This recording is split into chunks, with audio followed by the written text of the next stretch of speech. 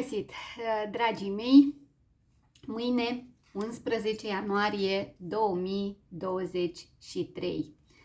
Hei, greu, greu pentru că avem și vibrația zilei cu cifra 10 care reprezintă cartea destinului și avem și justiția.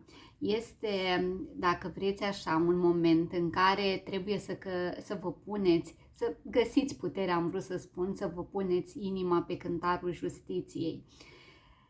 Dacă cumva în trecut poate ați dorit să fugiți de un adevăr sau cunoașteți o persoană care a vrut să facă lucrul ăsta, pentru că avem aici pe spatele acestei arcane, dar după cum observați această spadă undeva la spate, ca și cum un adevăr nu ar vrea să iasă la iveală sau poate ați încerca să-l ascundeți sau cineva încerca vouă să vă facă o nedreptate. Poate că i-a ieșit lucrul ăsta pentru o vreme, dar nu pentru totdeauna. Adică se cam întoarce așa roata în defavoarea persoanei respective. Cineva care a făcut o nedreptate, acum plătește pentru ea. Asta aș vedea, dragilor. Numărul 11 în numerologie este numit număr maestru. Are foarte mare legătură cu spiritualitatea, cu divinitatea. Este practic intuiția noastră. Despre asta vorbim și noi în tarot. Aș mai veni cu o completare, că pentru a vedea, dar nu mă refer aici a vedea doar cu ochii, ci pentru a vedea cu sufletul și cu simțurile, trebuie să fim cumva deschiși și receptivi la absolut toate semnificațiile acestea ascunse, nedezvăluite, știute și nedezvăluite sau pur și simplu anumite aspecte care ne sunt pur și simplu străine. Așa cum v-am spus, în tarot, cifra 11 este legată de cartea justiției, care simbolizează echilibru, simbolizează luarea unor decizii și simbolizează corectitudinea. În Lenormand avem biciul. Biciul nu este niciodată o arcană foarte plăcută, ea vine cu dispute, vine cu certuri, vine cu aceste discuții destul de apăsătoare, de, nu știu, un fel de ostilitate. Poate că intrați într-un conflict cu cineva și pentru că avem și justiția și această posibilă ceartă, mă gândesc chiar la un abuz al cuiva într-o funcție importantă, un abuz al legii, un abuz de putere în general. Bineînțeles că vorbim aici și despre partea de pasiune sexuală, să știți că biciul mai face referire și la aspectul acesta și atunci mă pot gândi un fel de atenționare sau poate chiar auziți de cineva care vă povestește că a fost abuzat sau abuzată la locul de muncă, în societate, de partenerul de viață, de ce nu, este ca și cum ai fi constrâns să fii cu un om din punct de vedere fizic, să întreții niște raporturi pe care nu ți le dorești, oricât de apropiat ar fi persoana respectivă. Dacă privim la carieră, aș putea spune în felul următor că aveți parte de ceva care vă solicită foarte mult din punct de vedere fizic.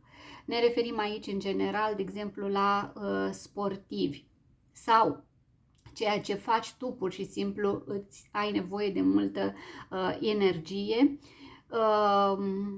Ce mai poate fi aici? Militar și numai puțin că mi-am notat aici, niciodată nu pot ține minte arcana asta din punct de vedere al sănătății. Mai puțin să văd unde am pus foița asta, aici. Da, amigdalele. Nu pot ține tot ce înseamnă de amigdale dacă sunt problematice sau dacă aveți durere în gât, ce ține de mușchi și de tendoane. Nu pot ține, mi-e foarte greu să asimilez cartea asta, adică nu mi se pare că are legătură. Dar poate tocmai de la atâta ceartă și de la atâtea discuții provoacă această durere. Nu știu, o să încerc să țin minte în felul ăsta. Dragii mei, așadar, mâine o zi destul de conflictuală, apar din păcate discuții și în relația voastră de cuplu, ar putea apărea chiar o ceartă foarte urâtă care să se termine cu o posibilă separare sau despărțire. Mai poate fi mâine o repercursiune a unui eveniment care s-a întâmplat în luna noiembrie a anului trecut. Dacă știți că ați avut ceva, nu știu, o înfățișare, ați avut o dispută cu cineva, nu știu, mâine parcă se clarifică un lucru sau primiți o veste care vă va îngrijora un pic despre acest aspect. Dacă doriți să faceți o călătorie, nu știu cât de potrivit ar fi momentul, că mi-e teamă să nu fie o călătorie cu mici probleme. Dacă dimpotrivă mergeți, de exemplu, la sală, faceți fitness sau mai știu eu ce activități sportive să faceți, dar cu mare prudență, pentru că ar putea însemna și o mică accidentare. Ați văzut tot ce ține de musculatură și de tendoane. Dacă ne referim acum la aștepta pe cineva în viața voastră, ca și personalitate, să știți că reprezintă o persoană foarte atrăgătoare, o persoană sexy, cum spune fetița mea, atractiv, genul ăla de om atletic. Și mă refer aici și la bărbați și la doamne, poate să fie o persoană foarte vorbăreață, nu neapărat certăreață, să fie vorbăreață, să aibă vorbele acolo, să îi place să comunice. De asemenea, poate fi un moment în care voi să dezbateți sau să puneți bazele unei negocieri, a unui contract, semnarea unui document, ceva important, dar mai bine doar puneți bazele și discutați, pentru că văd această tendință de a intra așa în contradictoriu, de a nu fi de acord cu partea cealaltă. Gata, dragii mei, acum o să las camera în jos ca să vă arăt că am ales aici niște obiecte foarte micuțe și vreau să le vedeți și să le alegeți și aprofundăm în 2-3 cuvinte. Bun, dragii mei, vă rog să alegeți între această variantă, brățărica, care are aici un cap de șarpe, este aurie, nu e din aur, mie nu-mi place aurul, nu iubesc aurul, și acest inel, tot în formă de șarpe. Nici șarpele nu-l iubesc, dar, mă rog, s-a nimerit să fie obiectele astea aici. Acestea sunt. Ia să vedem cum facem noi să le vedeți. Ok. Începem, dragilor, cu prima variantă și anume brățărica. Oare aici să vedem mai bine? Nu. O lăsăm acolo. Brățărica. Ia să vedem. O să scot câteva cărți din Lenormand și o să încerc așa să le asociez cu arcana principală de care v-am spus și anume biciul. Da? Hai să vedem despre ce este vorba mâine, 11 ianuarie, asta a vrut să pice. Incertitudine, discuții confuze în legătură cu ceva ce nu funcționează de foarte mult timp, posibil o ceartă în familie, o ceartă în relația voastră de cuplu, nu știți pur și simplu cum să vă mai comportați cu partenerul sau cu partenera, nu știți cum să ajungeți la un consens. Aici vorbim despre discuții purtate la nesfârșit și discuții care nu duc nicăieri. Ia să mai vedem despre ce ar putea fi. ce-am făcut. Da, dacă nu aveți probleme cu autoritățile sau dacă nu lucrați, dacă nu aveți pe cineva în familie care lucrează în Ministerul de Interne sau nu știu, e militar, ceva, ar putea cineva să fie militar, că chestia asta, știți, de a dicta, de a fi autoritar, de a persecuta, ceva de genul ăsta, atunci mi-este teamă că veți purta chiar discuții despre o posibilă separare, despre un posibil divorț. Da? Aici văd o femeie, intervenția unei femei poate reprezenta o amantă, să aflați că ați fost înșelați, tot felul de probleme, poate că această relație durează chiar din luna iulie a anului trecut. Văd aici o persoană care iubește conflictul, scandalagii, cum se spune în popor, este capătul relației pentru o femeie și aici mai văd și un pericol. Dacă sunteți domni, poate că auziți mâine de o femeie importantă sau mai puțin importantă pentru voi care se separă, care iese dintr-o relație sau mergeți pur și simplu să vă plătiți sau mergeți pentru că are legătură și cu justiția, de asta spun, cu un document, cu rezolvarea unui conflict. Parcă simt așa că voi vă duceți pașnici într-un loc ca să rezolvați ceva, iar persoana de acolo, cel mai probabil o doamnă într-o haină de stat, nu vă primește tocmai bine, este mai certăreață, provoacă un conflict. Sau mergeți la un notar, de exemplu, să oficializați ceva sau să legalizați un act. Este ca și cum nu vi s-ar face dreptate. Bun, dragii mei, cam asta văd pentru voi. Mergem mai departe. Pentru aceia dintre voi care ați ales inelușul în formă de șarpe încolăcit și ați văzut că e interesant că a picat arcana șarpele la cealaltă variantă. Hai să vedem cum va fi sau ce înseamnă ziua de mâine, ce reprezintă tot conflictul acesta.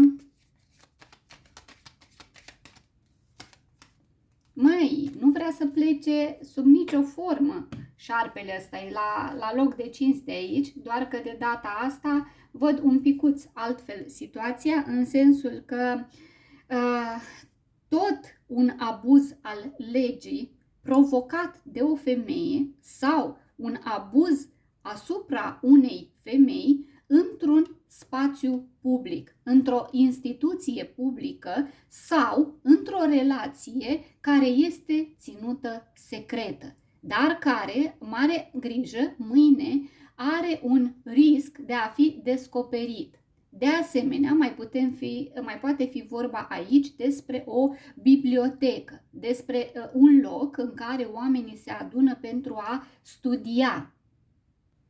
Pot fi aici niște dispute sau competiții sportive publice. Nu știu dacă este momentul acum și se mai practică, dar asta văd, niște evenimente sportive, tot ce ține de latura asta sportivă sau tot ce ține de niște dezbateri publice, care, ca și cum ar fi în guvern sau în parlament sau în cadrul unui anumit partid, da, de la putere, și încep acolo oamenii să se certe, să-și dea în cap unul altuia, sau participați poate la o ședință la locul vostru de muncă și aici ia naștere un conflict de interese. Este vorba și despre o concurență academică, să știți, pentru că avem cartea și vorbim aici despre o competiție, ca și cum ați fi mai mulți pe același loc. La baza pachetului aveam într-adevăr, vorbim aici despre o funcție de foarte veche, adică de mulți ani, cineva care se află în această funcție,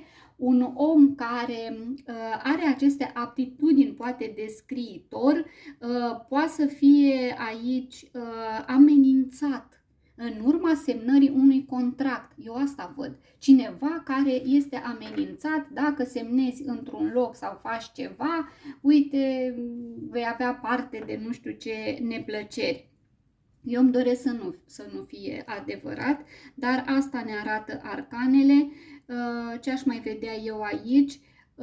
Încă o dată apar aceste probleme cu autoritățile sau în cazul în care lucrați în domeniul acesta ce ține de istorie, aș mai vedea o cetate, dezbatere asupra unei cetate sau unei cetăți, scuze, sau unei instituții importante. Bun. Aș mai extrage o arcană.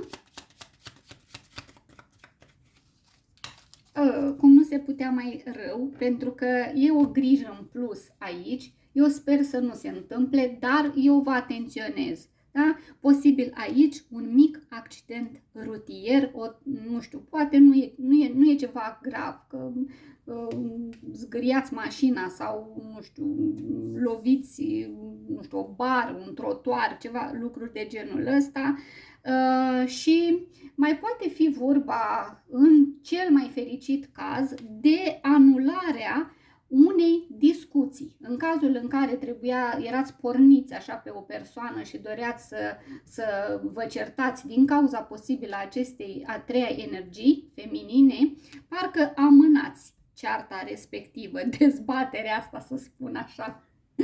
Bun, dragilor, ar fi bine să o amânați, că nu este deloc un moment prielnic mâine să purtați discuții, multe conflicte și multe conflicte de interese și multe abuzuri, v-am spus, și din partea legii, abuz de putere, discuții despre separare,